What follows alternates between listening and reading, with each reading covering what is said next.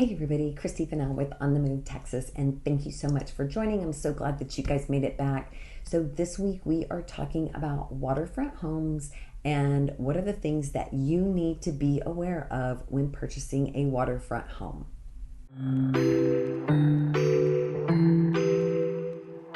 So welcome back.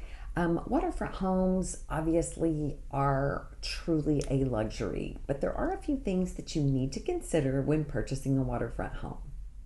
The first thing that I always want to inspect when showing a waterfront property is the bulkhead and the boat dock. So the bulkhead is the one area where you can really spend a whole lot of money very quickly. If your bulkhead is in need of repair or it needs to be replaced, it can cost you easily six figures depending on how big that bulkhead is. I highly recommend when purchasing a waterfront property that you have a specialist in bulkheads, somebody that actually does renovate them, rebuild them, or build them from scratch, come out and take a look at it and give you an inspection. They will be able to give you a general quote of how much it would cost to do whatever repairs need to be done. Number two, location. So location, there are three different kinds of waterfront properties. There's going to be waterfront properties that are on a canal, waterfront properties that are in a cove, and waterfront properties that are just simply on the open water. Waterfront properties that are on canals, you want to make sure and check the water depth. Just because it has a boat dock doesn't mean that a boat can actually get there.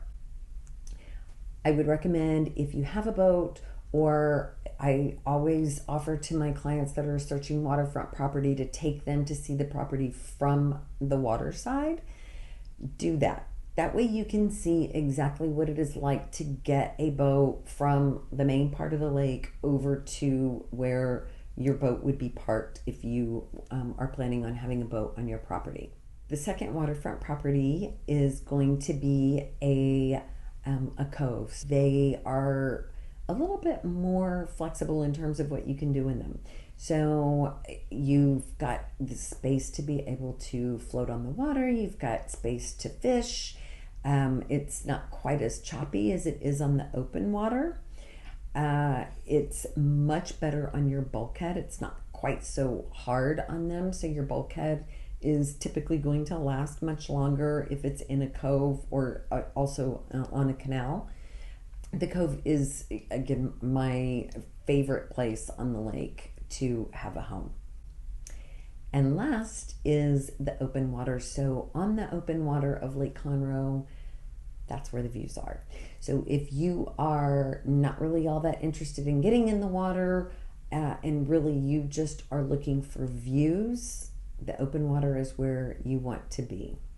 A couple of other things to keep in mind. I mentioned earlier water depth. You definitely want to make sure that the water is at least 5 feet wherever your boat dock is, just so you can get a boat in and out, right? You need to check on flooding. Flooding, Lake Conroe, not all of it flooded, but there were certain areas. So have your real estate agent pull that flood map to make sure that your property is not at risk of flooding. I hope that you have found this information very helpful. Thank you so much for joining in. If you are looking to move to the area, I would love to help you out. Give me a call, shoot me a text, send me an email. Again, Christy Fennell with Coldwell Banker in the Woodlands, and I will see you next time.